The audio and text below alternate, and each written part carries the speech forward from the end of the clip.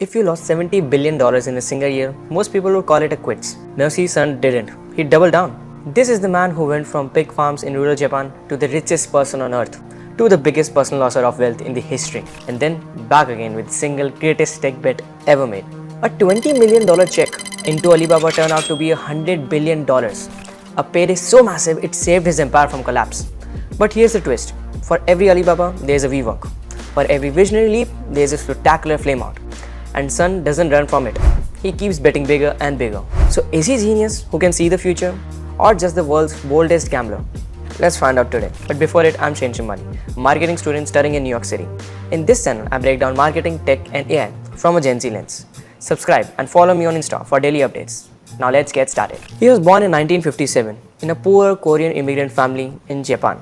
His childhood was tough, from poverty to classmates who used to mock his background. At 16, he sought advice from D. Fujita, the man who brought McDonald's to Japan. He told him to go west, learn English and learn computers. So he did.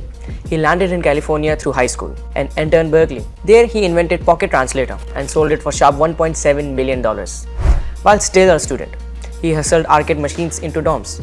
By graduation, he was already a millionaire. But more importantly, he has absorbed the frontline spirit of Silicon Valley. Think big, move fast, embrace risk.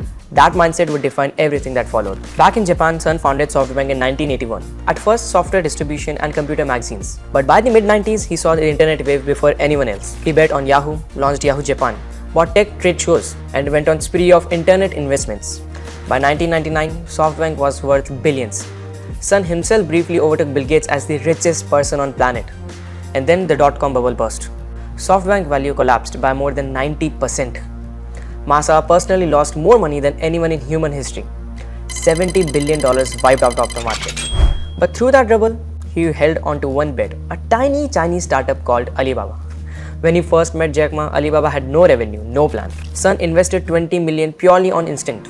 That shake later ballooned into over $100 billion. It was the greatest venture investor ever made, and it kept the SoftBank alive. Here's the thing about Masa. He doesn't think in quarters or years. He thinks for 50-year roadmaps and talks about 300-year plan. He says he invests with his guts, looking for the spark in the founder's eyes. That's how he bet huge. Vodafone Japan, which turned into mobile giant with iPhone.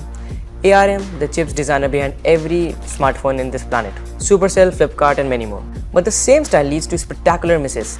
He poured billions into WeWork, hyped it as the future of work, and watched it implode before IPO. He went big on Uber and other ride-sharing apps, only to see valuations tumble. Masa's philosophy is simple. Take 100 shots, accept 90 to fail.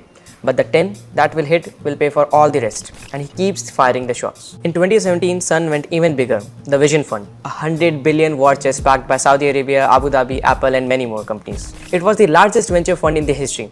And it rewrote startups' economies. He wrote checks of hundreds of millions of dollars, even billions at a time. Companies like Uber, DoorDash, Oyo, Paytm, Didi and ByteDance suddenly had rocket fuel. At first, it worked. DoorDash had its IPO, giving SoftBank tens of billions in paper profits. In early 2021, he announced record earnings. Then came the crash. WeWork collapsed, Paytm flopped, China cracked down on Didi, and rising interest rates tanked valuations. In 2022, the Vision Fund reported a record of $32 billion loss. For the first time, he admitted he needed defense mode. He sold Alibaba shares, trimmed down Uber, raised cash, but by mid-2023, with AI exploding, he switched back. The time has come to go on no offense again. His biggest conviction today is AI, and his crown jewel is ARM, the chip designer SoftBank bought in 2016. He tried to sell ARM to Nvidia in a $40 to $80 billion mega deal. Regulators scaled it, fearing Nvidia would dominate global chips. He walked away with $1.25 billion breakup fee and a new plan. Now he is preparing ARM for a blockbuster IPO, betting it will power the AI revolution. He calls it AI bigger than the internet, bigger than the electricity. He says everything he has done so far, Yahoo, Alibaba, even the Vision Fund, was just a wrap-up. For him, AI isn't just an opportunity, it's the mission of his life's final act. At the time, he's been one of the biggest backers of Indian startup scene. SoftBank money fueled Ola, Oyo, Paytm, Flipkart, Zomato, Lenskart, Swiggy and many more companies. Some exits were spectacular like Flipkart's sale to Walmart. Others like Paytm's IPO left scars. But he still calls India the next China and keeps pouring capital into founders he believes in. India is where SoftBank wants to be when the next wave of unicorns go global. So how will history remember him? As the visionary who bankrolled the internet, e-commerce, mobile, and now AI, or as the reckless gambler who lost more money than anyone else, twice?